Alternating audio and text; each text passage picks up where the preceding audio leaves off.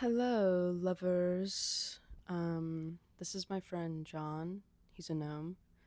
He is holding my microphone for me. I know he's a sweetheart. Welcome to my cozy corner. If you're new here, say hello and subscribe if you want. We talk about books. So, today we're going to be talking about some of my favorite weird Lit-Fic. Let's get into it.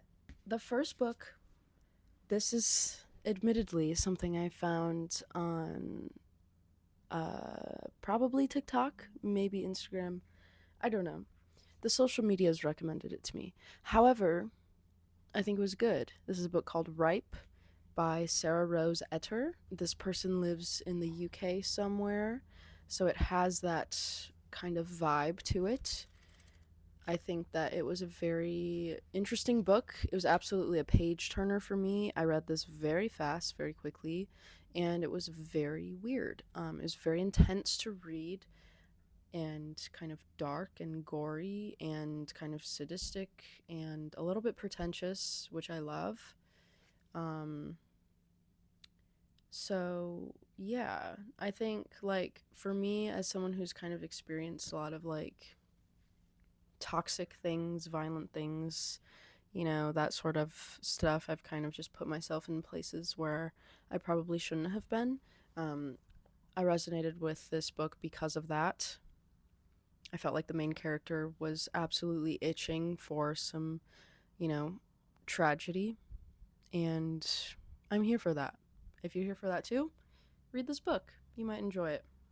Next, this is definitely a bit mainstream, but I'm recommending My Year of R&R, My Year of Rest and Relaxation by Otessa Moshfegh.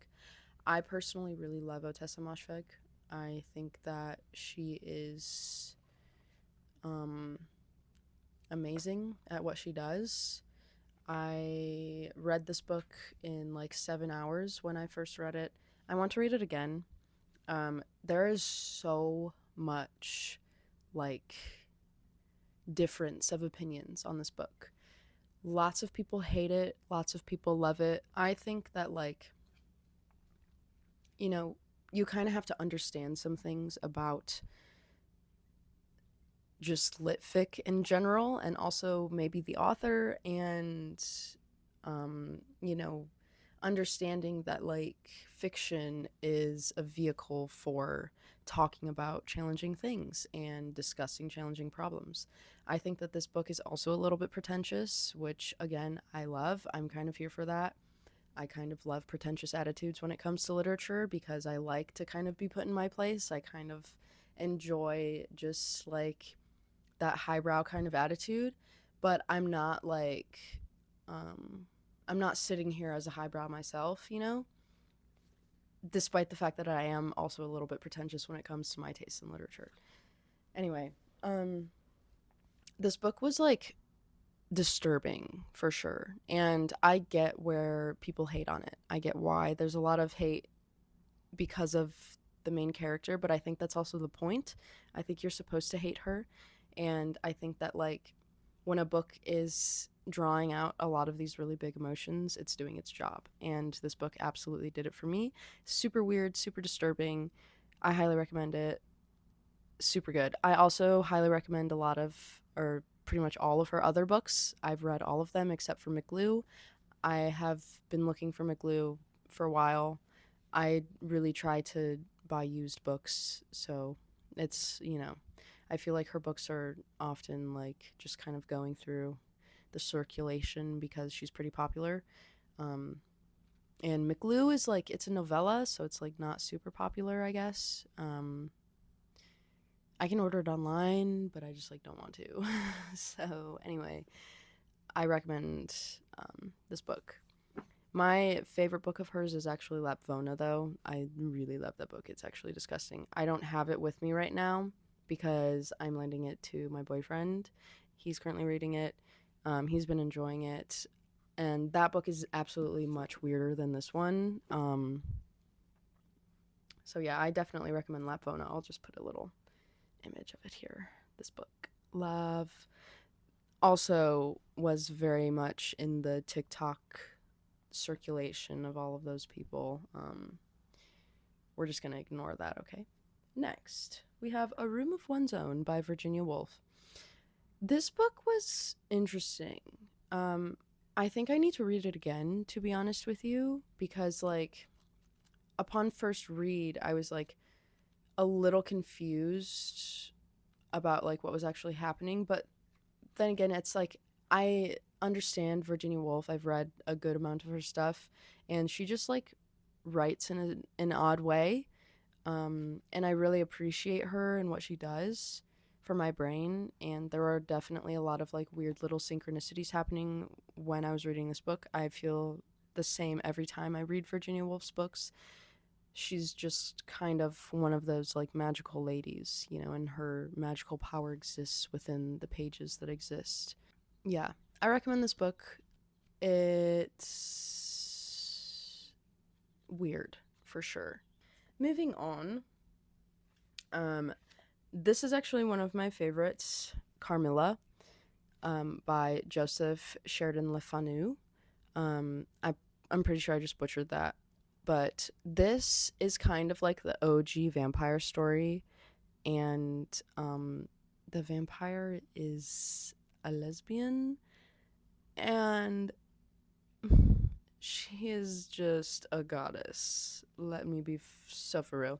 I have wanted to read this book for a long time. I mean, I read it. I read this book last summer, and I was kind of like hunting for it for a long time. And I was like hunting for this specific cover because this cover is beautiful. Also, I'm pretty sure this book has just been recommended by like the TikTok Lit-Fic girlies, you know, whatever. I don't really care. This book is fucking amazing. I would also recommend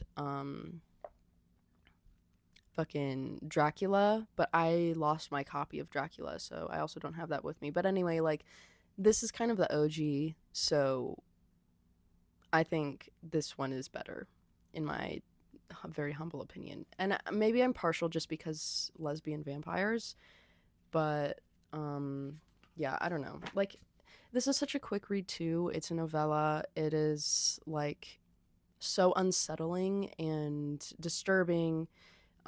Even though it's like written in like a bit of an older kind of perspective, it's still like really good. And honestly, it's kind of progressive considering that fact.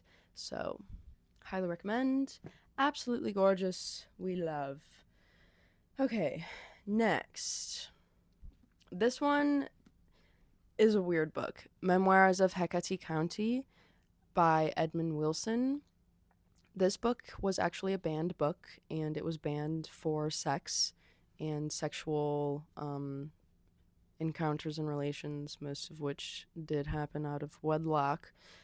We love a good banned book, though. We're here for the banned books. Am I right? I'm right. I know. So this is a collection of like kind of like short stories, but they're all taken place in Hecate County, which is I believe like a fictional place, kind of like on the East Coast, that sort of thing.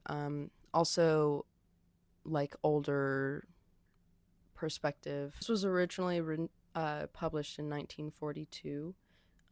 This specific edition is renewed in 1973. So, like I said, this book was banned initially after its first publication because it was like, there's a lot of sex in here. And it's like really not that bad. I mean, it's like kind of gross, but like again, that's what we're here for. That's what this video is about. We're here for the gross shit. Um, and yeah, like I I read most of this on a plane actually, during this past winter, and there's a point where I was like, I kind of have to like stop reading this. Like it's kind of like too much, and I like kind of understood what they were saying, but at the same time, I'm like, I want to read it to its completion because I want to always support banned books, unless it's like genuinely bad, like Nazi shit. Like we don't support that, you know.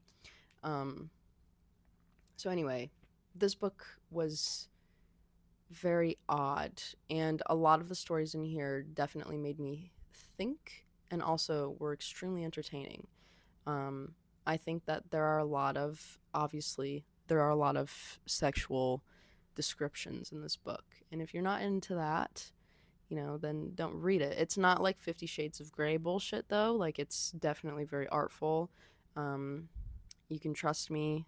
I know. I know where the good stuff is. I promise you. And this is definitely one of those. So, yeah, highly recommend. It's a bit of a thick boy, but it's not super dense. So, it's pretty good. Next on my list, we're gonna talk about The Sorrows of Young Werther. This book I read a couple of years ago, and it was really good, pretty depressing, but at the same time, it's like, I don't know, it just kind of hit home for me in a lot of different ways. I think the time in which I read it was also like very supportive of what I was going through. Granted, I was a little bit depressed, so it probably didn't help that. It's just a very macabre, like unsettling kind of book. Like, those are the vibes that it's bringing to the table, and we kind of love those vibes here. It's very much like uh interested in failures, I suppose. It's a collection of like kind of diaries almost, and some tales and stuff, some little stories, and yeah, I don't know. It was a satisfying read for me. I recommend it. I think it's good. I think it kind of fits the vibe of this little collection. So on the stack she goes. Next, this is one of my favorite books, The Creator by Miona. Miona is a pseudonym, and it is German for the word anonymous, but spelled backwards.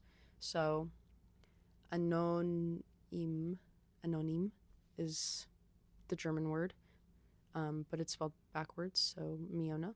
Anyway, this is like kind of a like surrealist, like magical story. Um, it is like probably one of the odder books I've read.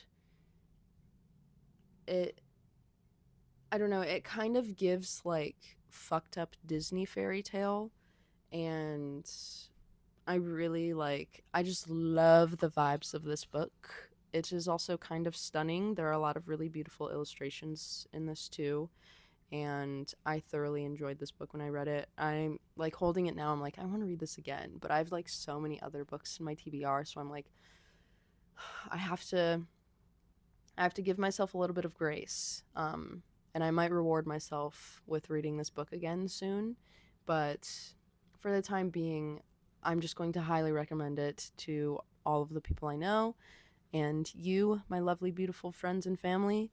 Um, this book is amazing. I love it so much. Next, this book, Girls Against God by Jenny Hval. I have her other book, Paradise Rot, which I think is probably her more well known book. Jenny Hval is also a musician, and I really love her music. I was working at a bookstore last summer, and this was one of the books that just kind of showed up. And the owner was like, "Oh, have you read this?" I was like, "No." He's like, "Oh, you should read it. You'd really like it." And I did.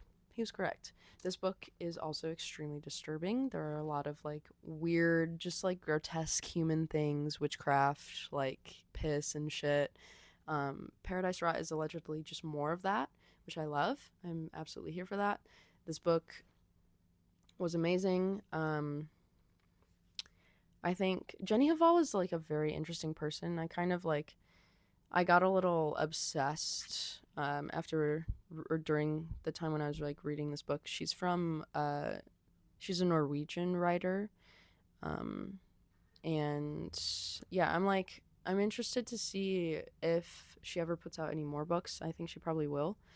Um, so yeah, this I Norwegian like music and literature is very interesting to me. And like the vibes there are just like so haunting, it seems, and this absolutely captures that. And I would really love to go there just to kind of like experience some of the history of things and stuff. We love. Very good. Next, I have this book. I love this book. This is also one of my favorites. The Kin of Ada Are Waiting for You. I read this book and it kind of profoundly changed my life. It was very, very, very odd. It is. It exists in a different dimension. Portals exist here, and there's also a little bit of sex, which is great. Absolutely stunning. The way that this is written is like very precious to me. It's just like, I don't know, a book that I will come back to time and time again because it is so odd and surreal and strange. And I love the surreal, I love the strange, and I love the odd, and I love the weird stuff. And this book is all of that. Um, Dorothy Bryant, I'm not sure that I've read any of her other books. I don't really know anything about her, but I do know that this book is very good and I highly recommend it. So, yeah. Next, I do have a few poetry collections just because I kind of want to talk about them. They're also weird and odd and good and stuff. So, first, I have Let Us Believe in the Beginning of the Cold Season by Faru Farrokhzad.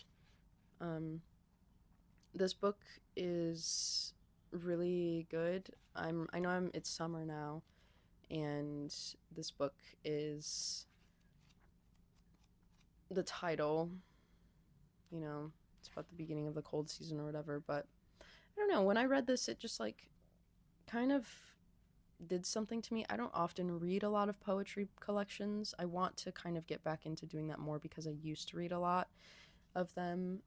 I've just been on a fiction grind recently and nothing can stop me, honestly. But when I did read this, it was like definitely giving weird and unsettling and feminine, uh, just feminine angst, honestly. And I'm very much here for that. She has like kind of a tragic story, I'm pretty sure. I don't exactly remember what it was, but I'm pretty sure. Yeah, she died in her like 30s or something. So, yeah, we love books about grief. Next, another book. So this is a collection of essays. Um, Not exactly poetry, but To Limb Lying In by Jeline Chapman. I'm not sure how to pronounce that. But what I read this last year, I believe, or maybe 2 years ago. And I like cried when I was reading this. This was like mostly a book about like motherhood and like bearing children and it's like emergence again, like these ideas of like femininity and portrayals of the feminine body and kind of like going against the status quo of that. This book is like, I don't know, it was something like new for me, and I love the way in which it kind of just went over a lot of these like really challenging issues. And yeah, so love. And then I have like, this is kind of a interesting collection of poems. I also remember just like sobbing when I was reading this, but this is a collection of poems called Moonflower, and I just really loved this collection. I will keep it in my library forever just because it holds a lot of power for me. It has a very special place in my heart, and yeah, I really enjoyed it. So, that is the collection of books that I have for you today. I do have a few films that I would like to recommend as well.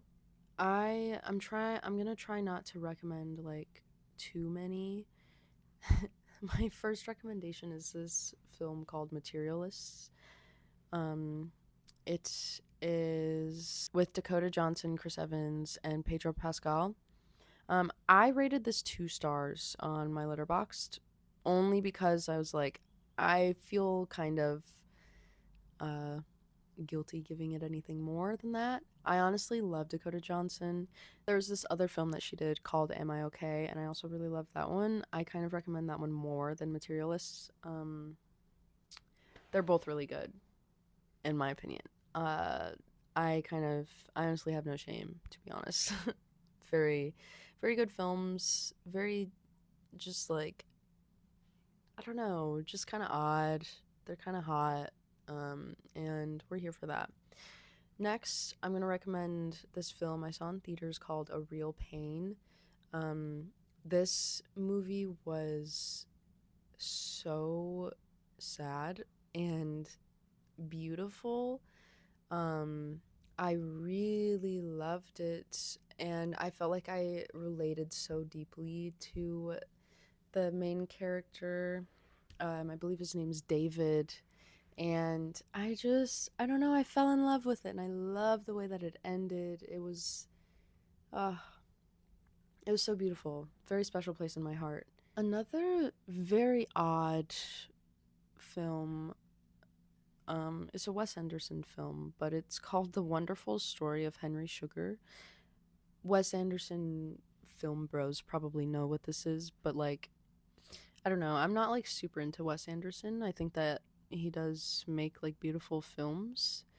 Um, but I just found this one to be so odd. It was like, I don't know. I thoroughly enjoyed it, and it wasn't like it was a 40-minute kind of like short film thing, and yeah, I really enjoyed it. It was strange. Another one that I really loved. I was kind of on this kick of watching a bunch of Philip Seymour Hoffman films. This one called The Master was a very unsettling little experience. I also really love Joaquin Phoenix in this film. It was just, I don't know, very odd, kind of just like stubborn for some reason. I don't know. It was good. I liked it. There's this other movie that he's in called Magnolia, and that's also a really good film. I highly recommend that. And then let's see. Let's close this one out with like a happy little rom com. If you haven't seen this film, Midnight in Paris, um, it's really awesome. I really love Owen Wilson in this movie. I think that he just like plays his character so well. It's very enjoyable. It's also very surreal. It's just a very satisfying watch. And I think maybe after all of that heavy dark stuff, this would be a very good like reward to just balance it all out. Um, yeah, this film is very, very well done, very good, very satisfying. Really loved it. I really love to romanticize the 1920s aesthetic. I think it's gorgeous. I think the writers that came out of there, fantastic, beautiful humans, despite all of the tragedy and the war and the gross, brutal stuff.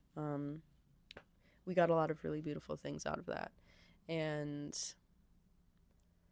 um, yeah, beautiful. Oh, to be in the golden ages. That concludes my little short blip for you today. I hope that you enjoyed this. I hope that you got something from it. I hope that I recommended something worthwhile for you, and I hope that if you do read or watch any of these um, films or books, that you enjoy them and that they please you to some degree. And to that, I say, toodaloo. I love you. We'll talk soon.